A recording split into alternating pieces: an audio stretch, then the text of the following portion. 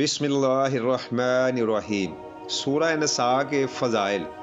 سورہ نساء قرآن مجید کی چوتھی صورت ہے۔ یہ مدنی صورت ہے۔ اس میں 24 رکوع اور 176 آیات ہیں۔ یہ صورت چوتھے پارے سے شروع ہو رہی ہے۔ اس صورت میں عورتوں کے حقوق کے متعلق احکامات ذکر کیے گئے ہیں۔ اسی مناسبت سے اس کا نام سورہ نساء رکھا گیا ہے۔ یہ صورت سورہ بقرہ کے بعد طویل ترین صورت ہے۔ اس میں غزوہ احد کے شہداء کے وارث، ان کی بیوہ عورتوں اور ان کے یتیم بچوں کی کفالت کے مسائل ذکر ہوئے ہیں۔ سورہ نساء ان صورتوں میں سے ایک ہے جن کو السبع طوال یعنی 7 طویل ترین صورتیں کہتے ہیں۔ ان کے بارے میں نبی کریم رؤوف الرحیم خاتم النبیین صلی اللہ علیہ وآلہ وسلم نے فرمایا، یہ مجھے ترایت کے بدلے میں عطا فرمائی گئی ہے۔ حضرت عبداللہ بن مسعود رضی اللہ تعالیٰ عنہ بیان کرتے ہیں کہ مجھے نبی کریم صلی اللہ علیہ وآلہ وسلم نے حکم دیا کہ مجھے قرآن مجید پڑھ کر سناؤ۔ میں نے عرض کیا، یا رسول اللہ صلی اللہ علیہ وآلہ وسلم، میں آپ کو پڑھ کر سناؤں جبکہ آپ پر تو قرآن مجید نازل ہوا ہے؟ نبی کریم صلی اللہ علیہ وآلہ وسلم نے فرمایا، ہاں سناؤ۔ چنانچہ میں نے سورۃ نساء پڑھی۔ جب میں اس کی آیت نمبر 41 پر پہنچا تو نبی کریم خاتم النبیین صلی اللہ علیہ وسلم نے فرمایا کہ اب بس کرو۔ میں نے آپ صلی اللہ علیہ وآلہ وسلم کی طرف دیکھا تو نبی کریم رؤوف الرحیم خاتم النبیین صلی اللہ علیہ وآلہ وسلم کی آنکھوں سے آنسو جاری تھے۔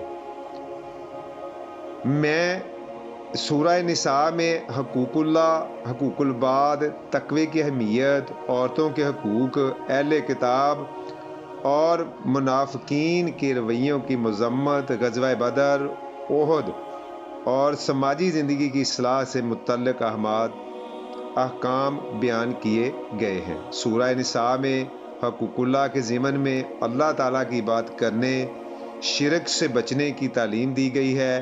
ہر عمل میں اخلاص اختیار کرنے اور ریاکاری سے اجتناب کی تاکید کی گئی ہے۔ حقوق اللہ میں اہم ترین حق نماز ہے۔ اس صورت میں سفر، خوف اور حالت مرد میں نماز کے متعلق احکام بیان کیے گئے ہیں۔ حقوق العباد کے حوالے سے والدین کے ساتھ حسن سلوک کا حکم دیا گیا ہے۔ قریبی رشتہ داروں، یتیموں، مسکینوں، ہمسایوں اور مسافروں وغیرہ کے حقوق ادا کرنے پر زور دیا گیا ہے۔ سماجی اور شرعی ضروریات کے حوالے سے بھی مختلف ہدایات و تعلیمات دی گئی ہیں۔ نشے کی ممانعت کی گئی ہے۔ تیمم کا طریقہ بتایا گیا ہے۔ انسانی جان کی حفاظت کے لیے جامع ہدایات فراہم کی گئی ہیں۔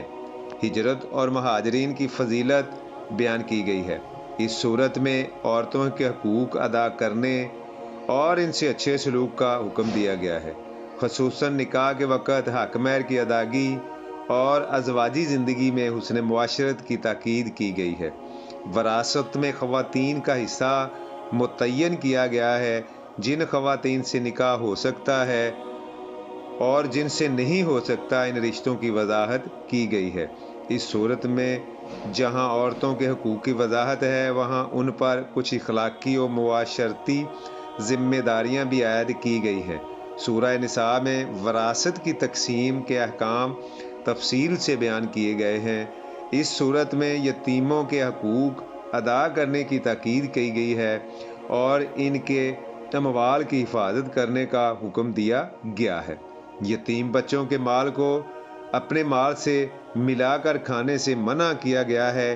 یہ تاکید کی گئی ہے کہ یتیموں کا مال بے جا استعمال نہ کیا جائے، ضائع نہ کیا جائے اور نہ ہی کم سنی میں ان کے حوالے کیا جائے، بلکہ جب وہ سمجھ بوجھ کی عمر کو پہنچ جائیں تو مکمل دیانتداری سے ان کے حوالے کر دیا جائے۔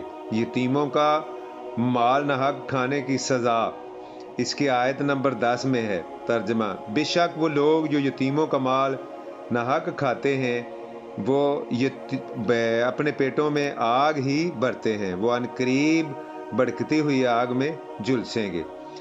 اس صورت میں ظالموں کے علاقے سے بچنے کی دعا بھی فرمائی گئی ہے۔ سورہ نساء آیت نمبر 75 ترجمہ: اے ہمارے رب، ہمیں اس بستی سے نکال جس کے رہنے والے ظالم ہوں، اور ہمارے لیے اپنے پاس سے کوئی حامی بنا دے، اور ہمارے لیے اپنے پاس سے کوئی مددگار بنا دے۔ آمین۔ السلام علیکم۔